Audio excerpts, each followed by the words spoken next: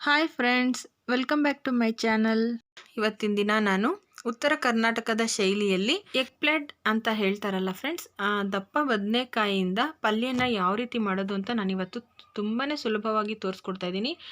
ತುಂಬಾ ರುಚಿಯಾಗಿರುತ್ತೆ. ನಾವು ಇದನ್ನು ಚಪಾತಿ ಜೊತೆ, ಜೋಳದ ರೊಟ್ಟಿ ಅಥವಾ ಮಾಮೂಲಿ ಪುಲ್ಕ ಜೊತೆನೂ ತಿನ್ಬೋದು. ನೋಡಿ, ಈಗ ಬದನೆಕಾಯಿ ತೋರಿಸ್ತಾ ಇದ್ದೀನಿ ಯಾವ ರೀತಿ ಇದೆ ಅಂದ್ಬಿಟ್ಟು. ಎಗ್ ಪ್ಲಾಂಟ್ ಅಂತ ಕರೀತಾರಲ್ಲ, ಈ ರೀತಿ ಎಳೆದಾಗಿರೋ ಅಂಥದ್ದನ್ನು ತೊಗೋಬೇಕು ನಾವು. ತೋಟ ಸ್ವಲ್ಪ ದಪ್ಪನಾಗಿ ಬಂದಿದ್ರೆ ಅದು ತುಂಬ ಎಳೆಯದಾಗಿರುತ್ತೆ, ಬೀಜ ಬಲ್ತಿರೋದಿಲ್ಲ. ಈ ರೀತಿಯಾದ ಬದನೆಕಾಯಿನ ನಾವು ತಗೊಂಡು ಚೆನ್ನಾಗಿ ತೊಳೆದು ಒಂದು ಸಾರಿ ಈ ರೀತಿ ಕಟ್ ಮಾಡ್ಕೊಳ್ತಾ ಇದ್ದೀನಿ. ನೋಡಿ, ದಪ್ಪನಾಗಿ ಬೇಕಾದರೂ ಕಟ್ ಮಾಡ್ಕೊಳ್ಬೋದು ಅಥವಾ ಚಿಕ್ಕದಾಗಿ ಬೇಕಾದರೂ ಕಟ್ ಮಾಡ್ಕೊಳ್ಬೋದು. ನಾನೀಗ ಇದನ್ನು ಈ ರೀತಿ ಕಟ್ ಮಾಡಿ ನಂತರ ನಾನು ಪಲ್ಯ ಮಾಡಬೇಕಾದ್ರೂ ಸ್ವಲ್ಪ ಸ್ಮ್ಯಾಶ್ ಮಾಡ್ತೀನಿ, ಹಾಗಾಗಿ ಇಷ್ಟು ದಪ್ಪನಾಗಿ ಕಟ್ ಮಾಡ್ಕೊಳ್ತಾ ಇದ್ದೀನಿ. ಈ ರೀತಿಯಾದ ಎಳೆ ಬದನೆಕಾಯಿನ ತೊಗೊಂಡು ನಾವು ಮಾಡ್ಕೊಳ್ಬೋದು. ಈ ರೀತಿ ಬದನೆಕಾಯಿ ಸಿಗಲಿಲ್ಲ ಅಂದರೆ ನೀವು ಮಾಮೂಲಿ ಗುಂಡು ಬದನೆಕಾಯಿನಲ್ಲಾದರೂ ಮಾಡ್ಕೊಳ್ಬೋದು. ಇದೇ ಮೆಥಡಲ್ಲಿ ಆ ಬದನೆಕಾಯಿನ ಹಾಕಿ ಮಾಡ್ಕೊಳ್ಬೋದು. ನೋಡಿ, ಈಗ ಈ ರೀತಿಯಾಗಿ ಕಟ್ ಮಾಡಿ ಒಂದು ಪಾತ್ರೆಗೆ ನೀರು ಹಾಕಿ ಅದಕ್ಕೆ ಹಾಕ್ತಾಯಿದ್ದೀನಿ. ಆ ನೀರಿಗೆ ಸ್ವಲ್ಪ ಉಪ್ಪನ್ನ ಸೇರಿಸೋದ್ರಿಂದ ನಿಮಗೆ ಬದನೆಕಾಯಿ ಕಪ್ಪಾಗೋದಿಲ್ಲ. ಮತ್ತು ಈ ಬದನೆಕಾಯಿ ಹಾಕಿರೋ ನೀರಿಗೆ ಉಪ್ಪು ಹಾಕಿಲ್ಲ ಅಂದರೂ ಸಹ ಒಂದು 2 ಸಾರಿ ಆ ನೀರನ್ನು ಚೆಲ್ಲಿ ಬದನೆಕಾಯಿ ಹಾಕಿಡೋದ್ರಿಂದ ಆಗಲೂ ಸಹ ಈ ಬದನೆಕಾಯಿ ಕಪ್ಪಾಗೋದಿಲ್ಲ. ಇದು ಒಂದು ಟಿಪ್ಸ್ ಅಂತ ತಿಳ್ಕೊಬೋದು ಫ್ರೆಂಡ್ಸ್.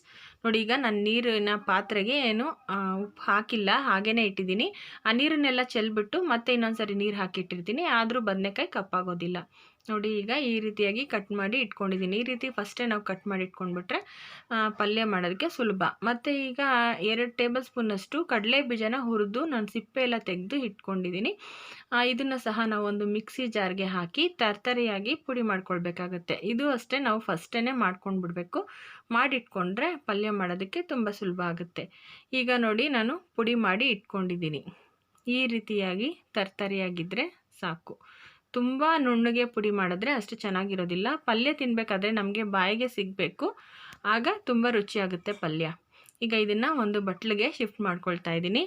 ಈಗಾಗಲೇ ಫ್ರೆಂಡ್ಸ್, ನಾನು ತುಂಬ ವಿಧಾನದಲ್ಲಿ ಬದನೆಕಾಯಿ ಭರ್ತಾ ಇರ್ಬೋದು, ಬದನೆಕಾಯಿ ಪಲ್ಯ ಇರ್ಬೋದು, ಬದನೆಕಾಯಿ ಎಣ್ಗಾಯಿ, ಈ ರೀತಿ ಮತ್ತು ಬದನೆಕಾಯಿ ಎಣ್ಗಾಯಿ ಸಹ ತುಂಬ ವಿಧಾನದಲ್ಲಿ ತೋರಿಸ್ತೀನಿ. ನೀವು ನನ್ನ ಚಾನಲ್ನ ಸರ್ಚ್ ಮಾಡಿ ನೋಡ್ಬೋದು.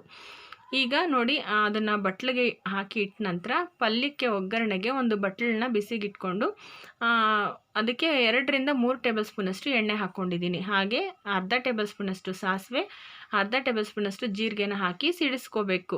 ನಂತರ ಒಂದು 6ರಿಂದ 8 ಎಸಳಿನಷ್ಟು ಬೆಳ್ಳುಳ್ಳಿನೂ ಸಹ ಹಾಕ್ಕೊಂಡು ಖಾರಕ್ಕೆ ತಕ್ಕಂತೆ ಒಂದು ಒಣಮೆಣಸಿನಕಾಯಿನ ಕಟ್ ಮಾಡಿ ಹಾಕೋತಾ ಇದ್ದೀನಿ. ನೋಡಿ, ನಾನು ಬದನೆಕಾಯಿ ಪಲ್ಯ ಮಾಡ್ತಿರೋದ್ರಿಂದ ಸ್ವಲ್ಪ ಎಣ್ಣೆಯಲ್ಲೇ ಹುರ್ಕೋಬೇಕಾಗಿರೋದ್ರಿಂದ ಸ್ವಲ್ಪ ಎಣ್ಣೆ ಜಾಸ್ತಿ ಹಾಕ್ಕೊಂಡಿದ್ದೀನಿ.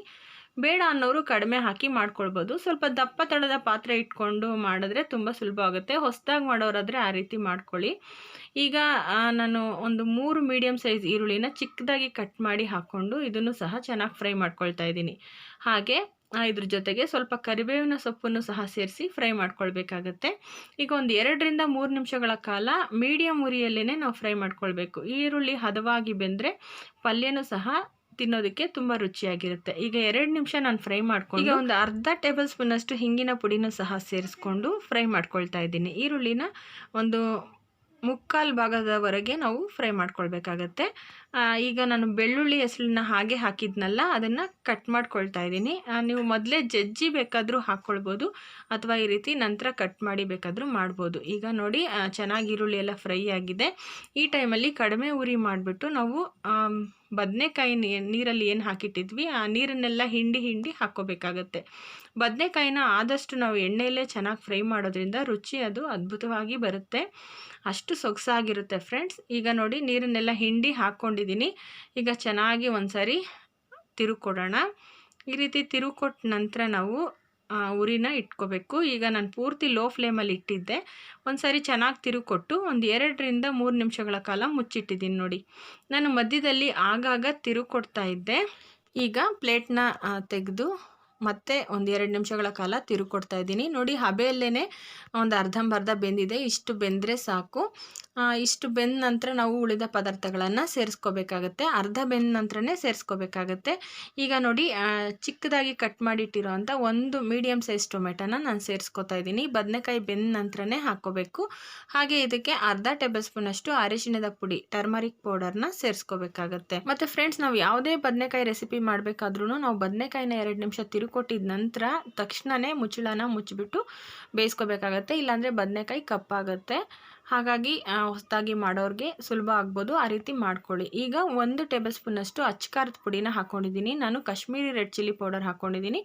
ಕಾಶ್ಮೀರಿ ರೆಡ್ ಚಿಲ್ಲಿ ಪೌಡರ್ ಹಾಕ್ಕೊಳ್ಳೋದ್ರಿಂದ ಕಲರ್ ತುಂಬ ಚೆನ್ನಾಗಿ ಬರುತ್ತೆ.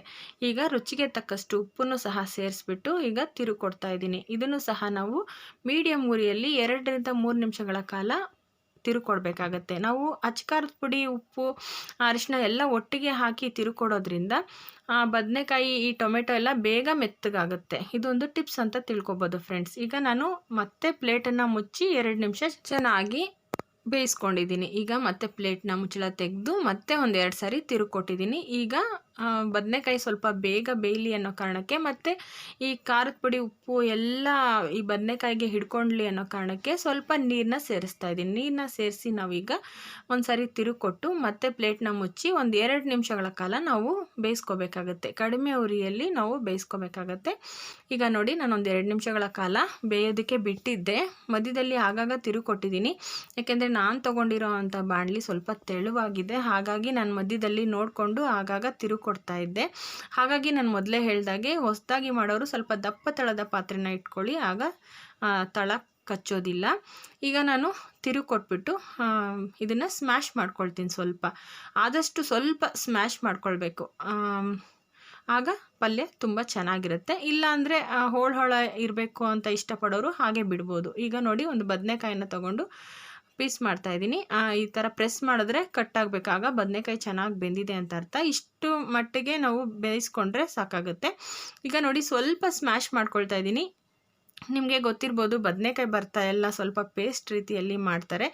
ಆ ರೀತಿ ಇಷ್ಟಪಡೋರು ಆ ರೀತಿ ಪೇಸ್ಟ್ ಮಾಡಿ ಬೇಕಾದರೂ ಮಾಡ್ಕೊಳ್ಬೋದು. ಅಂದರೆ ಸ್ಮ್ಯಾಶ್ ಮಾಡಿ ಮಾಡ್ಕೊಬೋದು. ನಾನು ಸ್ವಲ್ಪ ಸ್ಮ್ಯಾಶ್ ಮಾಡಿದ್ದೀನಿ, ಹೋಳು ಹಾಗೆ ಸ್ವಲ್ಪ ಬಿಟ್ಟಿದ್ದೀನಿ. ಪಲ್ಯ ತಿನ್ನೋದಕ್ಕೆ ರುಚಿಯಾಗಿರುತ್ತೆ ಅನ್ನೋ ಕಾರಣಕ್ಕೆ. ಈಗ ನಾನು ಮೊದಲೇ ಮಾಡಿ ಇಟ್ಕೊಂಡಿದ್ನಲ್ಲ ಕಡಲೆ ಬೀಜದ ಪುಡಿ, ಮಿಕ್ಸಿಗೆ ಹಾಕ್ಕೊಂಡು ಅದನ್ನು ಹಾಕೋತಾ ಇದ್ದೀನಿ. ಒಂದು 4 ಟೇಬಲ್ ಸ್ಪೂನಷ್ಟು ಇದೆ, ಅಷ್ಟು ಪುಡಿನೂ ನಾನು ಹಾಕೋತಾ ಇದ್ದೀನಿ. ನೀವು ಇಷ್ಟಪಡೋರು ಇದಕ್ಕೆ ಬೇಕಿದ್ದರೆ ಕೊಬ್ಬರಿ ತುರಿ ಬೇಕಾದರೂ ಹಾಕೋಬೋದು. ಅಂದರೆ ಒಣ ಕೊಬ್ಬರಿ ತುರಿನಾದರೂ ಹಾಕೋಬೋದು ಪೌಡರ್ ಮಾಡಿ, ಅಥವಾ ಹಸಿ ಕೊಬ್ಬರಿ ತುರಿ ಬೇಕಾದರೂ ಹಾಕ್ಕೊಳ್ಬೋದು. ಇಷ್ಟಪಡೋದಾದರೆ ಆ ರೀತಿನೂ ಮಾಡ್ಕೊಳ್ಬೋದು. ತುಂಬಾ ರುಚಿಯಾಗಿರುತ್ತೆ ಫ್ರೆಂಡ್ಸ್. ಈಗ ಇದಕ್ಕೆ ಸ್ವಲ್ಪ ಕಟ್ ಮಾಡಿಟ್ಟಿರೋಂಥ ಕೊತ್ತಂಬರಿ ಸೊಪ್ಪನ್ನು ಸಹ ಸೇರಿಸ್ಬಿಟ್ಟು ಒಂದು ಸಾರಿ ತಿರುಕೊಡ್ತಾ ಇದ್ದೀನಿ.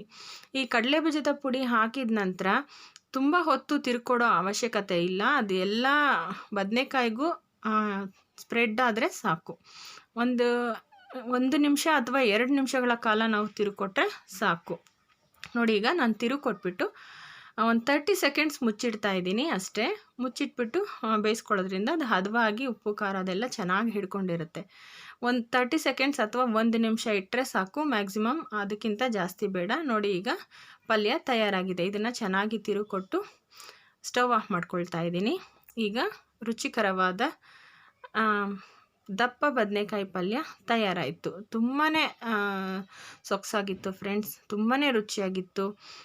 ಒಳ್ಳೆ ಘಮ ಪರಿಮಳ ಬರ್ತಿತ್ತು. ಇದನ್ನು ಊಟದ ಜೊತೆ ನಾವು ಸೈಡ್ ಡಿಶ್ ಆಗಿ ತಿನ್ಬೋದು. ಅಂದರೆ ಸ್ಮ್ಯಾಶ್ ಮಾಡಲಿಲ್ಲ ಅಂದರೆ ಹೋಳು ಇರುತ್ತಲ್ಲ, ತಿನ್ನೋದಕ್ಕೆ ತುಂಬ ರುಚಿಯಾಗಿರುತ್ತೆ. ಅಥವಾ ನಾವು ಚಪಾತಿ, ಪುಲ್ಕ, ಜೋಳದ ರೊಟ್ಟಿ ಮತ್ತು ಅನ್ನದ ಜೊತೆ ಈ ರೀತಿ ರಾಗಿ ರೊಟ್ಟಿ ಅಥವಾ ಯಾವುದು ನಿಮಗೆ ಇಷ್ಟ ಆಗುತ್ತೋ ರೊಟ್ಟಿಗಳು, ಅದ್ರ ಜೊತೆ ನೀವು ಸರ್ವ್ ಮಾಡ್ಬೋದು. ಅಷ್ಟು ರುಚಿಯಾಗಿರುತ್ತೆ. ಈಗ ಗಾರ್ನಿಷಿಂಗ್ಗೆ ಸ್ವಲ್ಪ ಕೊತ್ತಂಬರಿ ಸೊಪ್ಪನ್ನ ಉದುರಿಸ್ತಾ ಇದ್ದೀನಿ. ಖಂಡಿತವಾಗ್ಲೂ ಈ ರೆಸಿಪಿ ಎಲ್ಲರಿಗೂ ಇಷ್ಟ ಆಗಿದೆ ಅನ್ಕೊತೀನಿ. ಈ ರೆಸಿಪಿ ನಿಮಗೆ ಇಷ್ಟ ಆಗಿದೆ, ನಿಮ್ಮ ಫ್ರೆಂಡ್ಸ್ಗಳಿಗೆ ಶೇರ್ ಮಾಡಿ, ಲೈಕ್ ಮಾಡಿ, ಕಮೆಂಟ್ ಮಾಡಿ. ಹಾಗೆ ನಮ್ಮ ಚಾನಲ್ಗೆ ಸಬ್ಸ್ಕ್ರೈಬ್ ಆಗೋದನ್ನ ಮರಿಬೇಡಿ ಫ್ರೆಂಡ್ಸ್. ಕಡಿಮೆ ಪದಾರ್ಥಗಳನ್ನು ಬಳಸಿ ಒಂದು ಸಾರಿನಾದರೂ ಈ ರೆಸಿಪಿನ ಮಾಡಿ ನೋಡಿ, ತುಂಬ ರುಚಿಯಾಗಿರುತ್ತೆ.